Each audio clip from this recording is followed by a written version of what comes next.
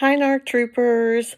This message is for all my fellow Texans. I'm in Austin, Texas, as you know. And boy, this is, February 18th, 2021. And we have endured a killer winter storm here over the past week. And there are people freezing to death. There are people incorrectly trying to warm their homes just to stay alive, and dying because of that. There are small children, babies that are without heat. I've been listening to the news. They talk about like losing, being in the dark and losing electricity and things going dark. What about the cold?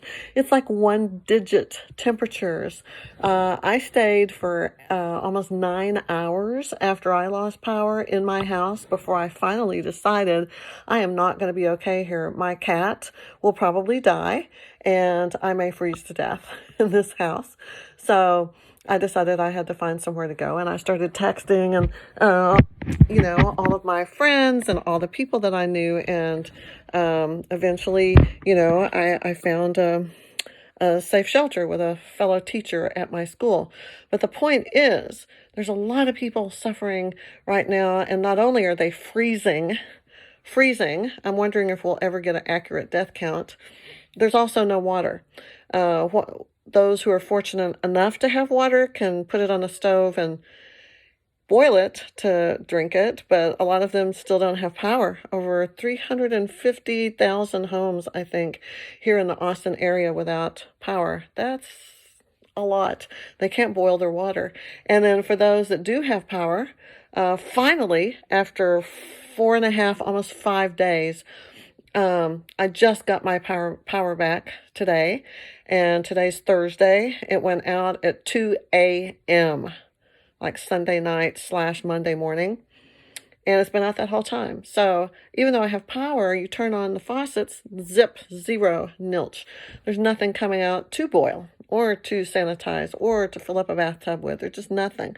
So there's a lot of people in that condition right now, and it is terrible. I don't know how in 2021, when we're seeing pictures of landing on Mars or something, I do not understand how we can have the whole state of Texas power grid fail and everybody freezing to death and not having water to drink, right?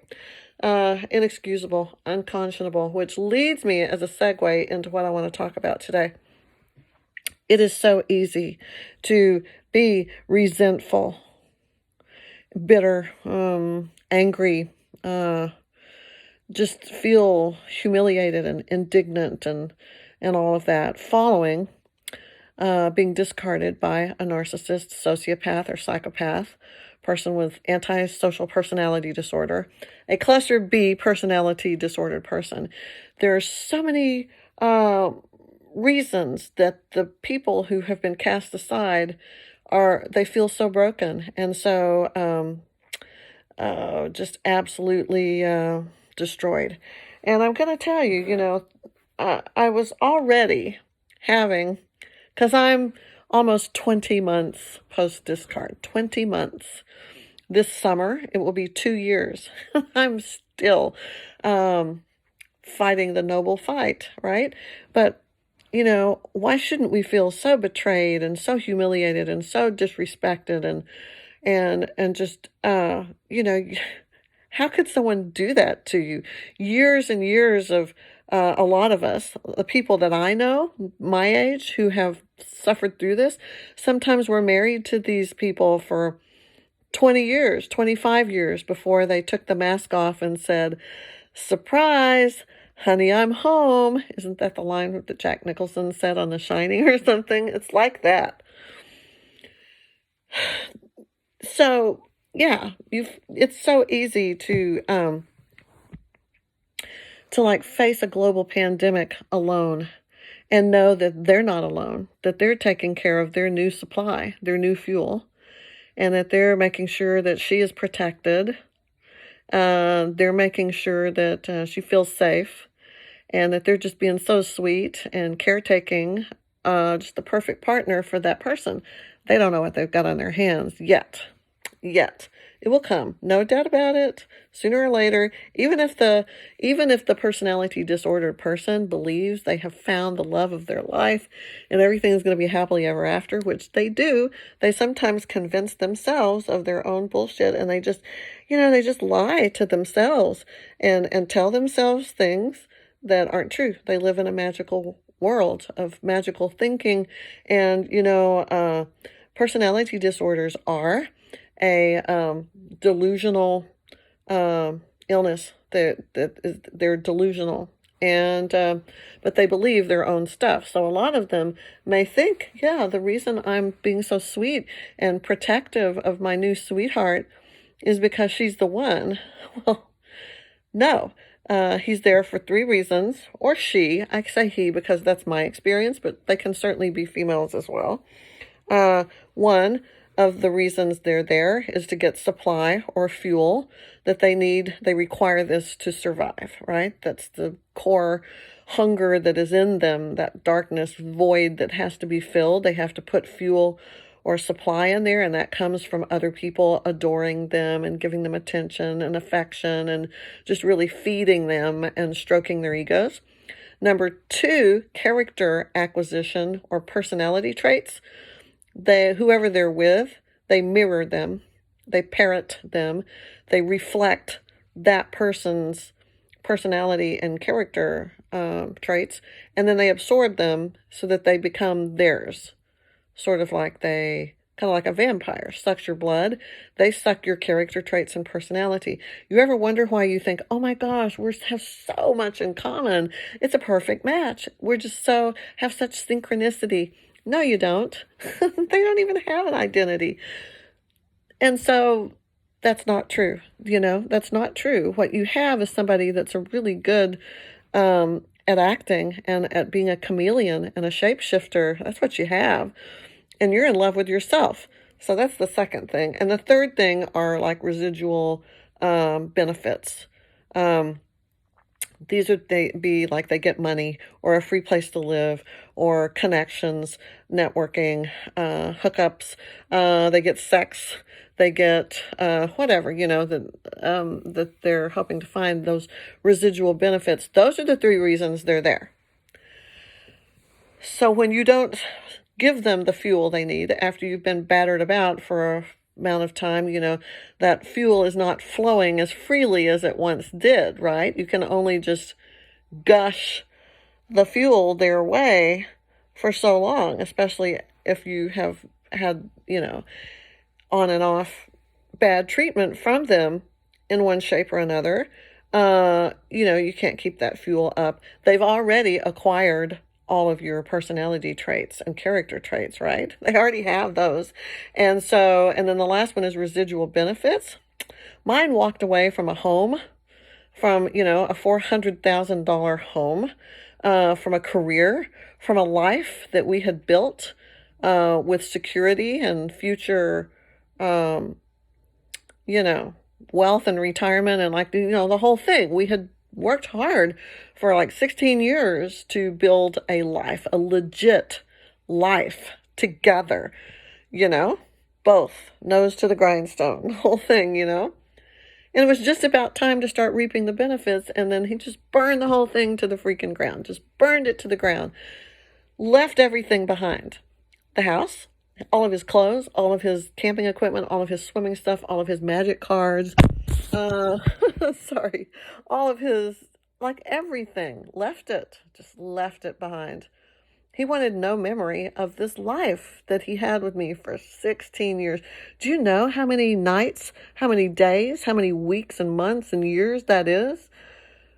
How many meals that you cooked for this person, how many times you slept with them, how many times you listened to them, how many times you did something nice for them instead of for yourself, where you put them first above yourself or above other people, how many times you took trips with them, how many times you binge watched Netflix with them. Can you imagine how much that is? 16 years? Yeah. Some people said, oh, well, blah, blah, blah. You get out sooner if it was never a good match. If there was not something going on there, you wouldn't hang around for 16 years. right? I didn't hold him hostage for 16 years. I didn't have a gun to his head. He chose to be there, taking and taking. And yeah, when he was being good, he was really good. And when he was being bad, he was so bad. And that just kept going on. And I stayed and stayed. So here's the thing. We have a global pandemic. We have a crisis of a life-threatening crisis here in Texas right now with freezing temperatures, people trying to stay in their homes with no heat, pipes bursting, water cut off. There's nothing to drink. People didn't have like their apocalypse stash of water in their closet. Like, I won't say, maybe some people did. Is it safe to drink water after it's like 5 years old or something, or 10 years old? They put them in bomb shelters, right?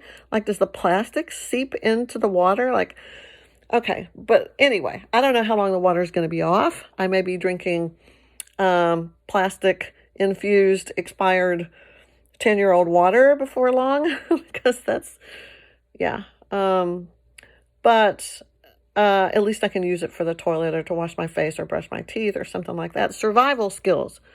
So I look around me and I think I have every reason in the world to be completely indignant, angry, resentful. Like, oh my gosh, where is he? After all those years, I earned the right. I earned the right with every meal I cook, with every bit of his dirty socks I washed, with every thing that I did for 16 long years. True devotion, 100% devoted to him.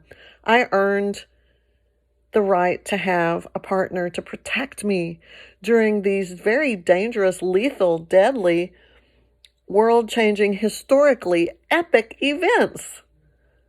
A global pandemic, a winter storm that's going to be the biggest insurance claim thing in the state of history, the history of even bigger than Hurricane Harvey. I mean, this is huge. People are freezing to freaking death. And I have to face it alone. And I start thinking about that. You need to stop having those thoughts and focus on the fact that you do have, your teacher friend to go to that house. You have, even though you've been living on peanut butter and cheese and tortillas for 5 days. Yeah. Seriously, peanut butter, a loaf of bread, a pack of tortillas, and a bunch of cheese that I buried in the snow. Yeah, that's what I've been living on for 5 days. I think I'm going to lay off the peanut butter and the cheese tortilla thingies here as soon as this is over. But here's my thing. I have a lot to be grateful for. I didn't die. I haven't gotten COVID and died. I didn't freeze to death. I didn't slide off an icy road trying to get to shelter. I didn't get dehydrated and drink contaminated water or whatever, I've survived on my own, being resourceful, reaching out to people to help me. I survived. And the attitude that we have about that, I think, is important, because it would be easy to think about the level of betrayal and the level of abandonment and the level of all of that. I have a couple of very close friends. One of them, her name starts with a B, you know who you are. One, her name starts with a T, you know who you are. One with an L. Yeah. And, a couple of other people that I have met in recovery support from narcissistic abuse groups and stuff like that.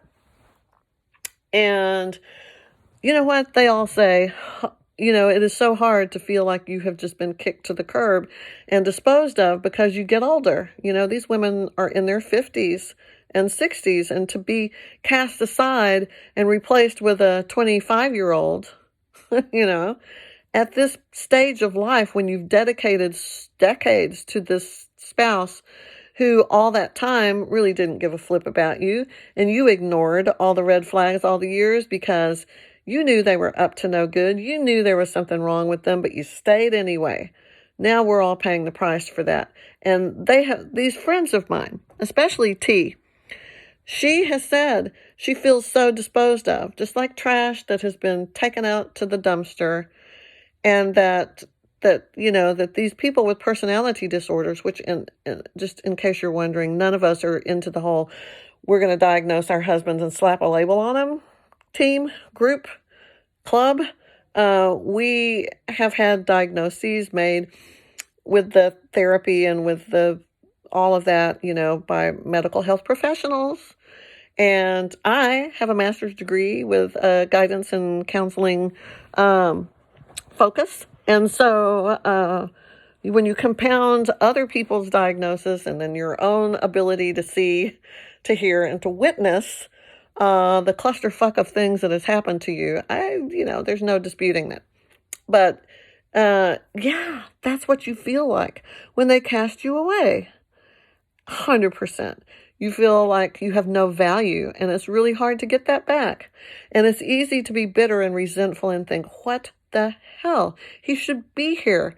We should be scooping snow and boiling it together. He should have my arm when I come, as I'm dancing around on the ice trying to get to the car. He should, we should be scavenging for food together and trying to find shelter, and we doing these things together. Why is that not happening? Oh, because they're not well. They have a personality disorder. They were damaged goods way, way early on, and they're not capable. They're mentally impaired. Their brain doesn't work right. So here's what I want to talk to you about. How do you deal with your own emotional, grief and anger, and how unfair this is? How unfair it is that you love these people and you're loyal to them, and they just treat you like you don't exist. That's what the people with the personality disorders do. When they leave, it's like they burn it all to the ground and you don't exist. They don't remember you. It's like you never existed. They miss you like they miss an old car that they had when they were in high school or something. It's like that. It's not about the car. It's about how they felt while they were driving the car. Think about that, guys. It's not about the car. It's about how that car made them feel when they were driving it.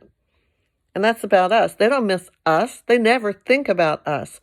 They miss sometimes how they may have felt, how we made them feel, things that happened when we were all together, both together, but that's not even about us. They don't miss us. They miss the things that we did with them and how we made them feel. And that's just assuming that it ever crosses their mind at all, which it probably doesn't. How do you get through that? How do you accept that you've been erased, expunged, eradicated? That you have been, it's like they've murdered you. And how do you get past that?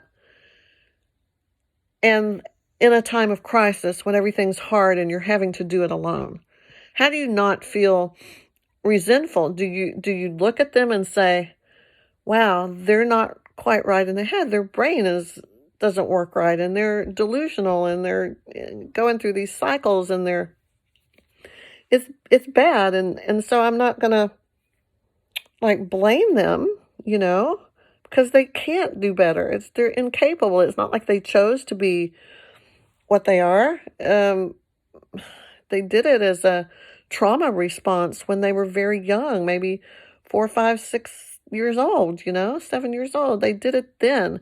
What they did to themselves, what they did to survive. I mean, it's not like they wanted to be this. And now that they are this, they're delusional, and they make excuses, and they blame shift, and they lie to themselves, and they lie to you and to everybody, and they're single-mindedly, incredibly adaptable survivalist. They know what they require to survive, and they will get it no matter what they have to do to people who cross their path. Can you hate people like that who are not capable because of mental health issues? They're not capable of doing better? I don't know. That's a tough one.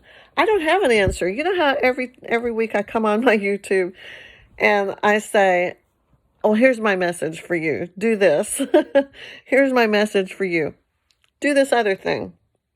I don't have a message because I have been sleeping on a floor in an office with my cat that was throwing up, and had to be sequestered away from the other cat that was in that household that was like some cat on steroids, weighed like 30 pounds and was ready to tear her to shreds. My cat's not friendly either to others. She doesn't play well with others. What did I say about the owners and their pets resembling each other? That's not me. I try to play well with other people. But it's been rough last few days eating the peanut butter and the tortillas with cheese every single meal. Not at the same time, not peanut butter cheese tortillas, but like a cheese tortilla and then peanut butter on a tortilla. The loaf of bread went quick. So, it was a little one, little loaf. So, okay, I digress. I don't have an answer for you today, but I have a question that I would like for you to think about. While you're feeling so abandoned and alone in a crisis, maybe you're not in Texas and you're not freezing and at risk of not having enough water to drink to live. Maybe you're somewhere else suffering some other challenge. You've lost your job because of COVID, or, there's just so many hardships right now on so many different levels, so many different ways. Life can just kick you in the backside right now. Just that it's hard. And when those hard times come, you want to think that you have a partner to stand beside you, partner up, team up, help each other survive and get through it and support each other and cheer each other on. I earned that year after year. I deserve that with my loyalty and my devotion. I earned it and I deserve it, but I don't get it because he's personality disordered. How do we feel about that? How do we feel about that? So I know one thing. We have to accept it because we can't change it. And that's one of the first steps. You have to just accept it, that that's what has happened. Maybe you should pay attention to those red flags. I look back at all of them that were just screaming at me, slam the brakes on, get out, get away. He's going to kill you. Remember that from A Fish Named Wanda? He's coming to kill you. Yeah, all along they were coming to kill you, and all along there were obvious signs. Probably should have been heeded, but we didn't. There's reasons for that. Trauma bonding, intermittent reinforcement, brainwashing, cult-like addictions, chemical brain addictions to the cyclical pattern of the up and down abuse. There's abandonment issues, attachment issues. A lot of us have things that we need to work on ourselves, and that's why we stayed. We shouldn't beat ourselves up about that. That was the best we could do. We couldn't leave. We need to understand why we couldn't leave. But at the end of the day, we're alone. And right now, life on this planet is shit. There's a lot of things to be grateful for and to focus on that are positive. But for the most part, I'm going to say it's shit because there's just so many things that can kill us. So many things that, the racial wars and I'm not going to list them all. You know what's happening in the world, right? You know the dangers. You know how this is not a time where you want to be alone. You don't want to be alone through this. They should fucking be there. But they can't. They can't. And so we have to accept it. And then we have to figure out how to make peace with that reality of what has happened, and just grow stronger and grow more faithful. I have grown more faithful. He turned his back on religion 100% and said so. And I had no choice but turn my face towards him and ask him to help me survive. And God has done that for me and has answered many of my prayers since then. Whatever your concept is of a higher power, once you've accepted what has happened to you and what they are, and maybe some of the things that might be areas that you need to work on, then I think since we can't lean on them, you can do two things. You can lean on others who have experienced something similar You can get a support network, a tribe, an extended family, support group, whatever. You can get that. Make new friends that are experiencing something similar, and go on that journey with them. Or you can rely on some greater source of strength, whatever you want to call it, the universe, the source, God, Yahweh, whatever, that higher being. Ask it, him, it. I don't perceive it as a he or she. I think God is androgynous. Is that the word? Asexual. Like he's everything and nothing. He's like something mind-blowingly incomprehensible to we mere humans. But this huge force, I think that we can count on that.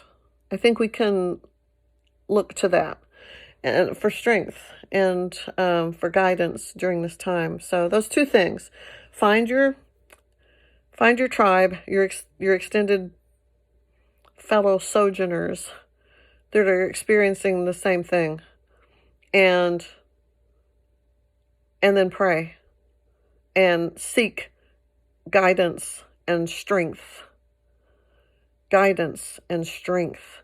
from something bigger than you, something more powerful, something omnipotent. Yeah, I like that word, omnipotent.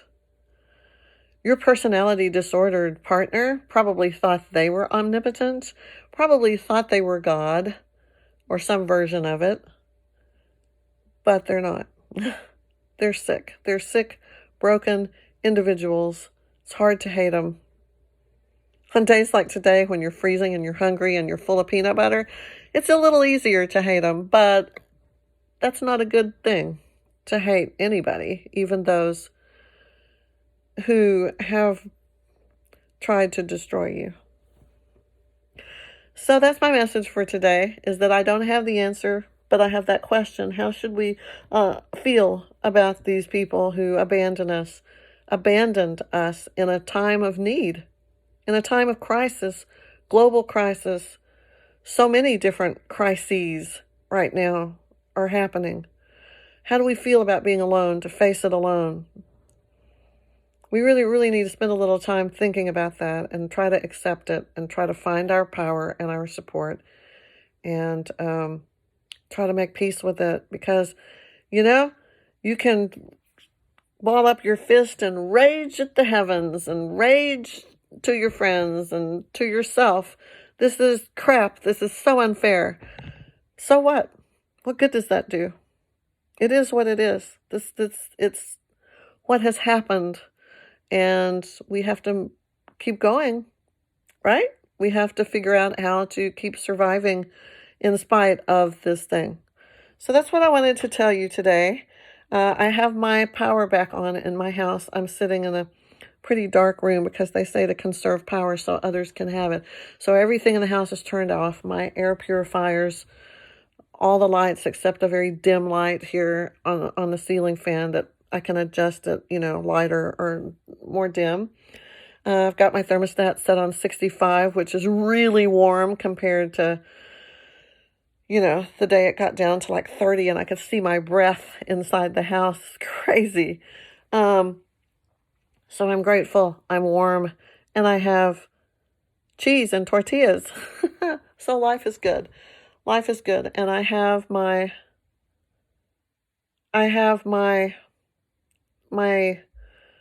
personal power to be faithful and to try to be hopeful in the face of adversity. That says a lot about your character. They don't even know what that is. Having character, morals, integrity, virtue. They have no idea what that is, but you do. So let's try to focus on that. Try to get through this and let's stick together. Let's stick together. All right. I love all of you and I hope you stay safe, warm, and healthy from the variants and all of this stuff going on. And let's all take it all seriously as the threat that it is and proceed with caution. Let's do the right thing. Okay. Much love. Bye.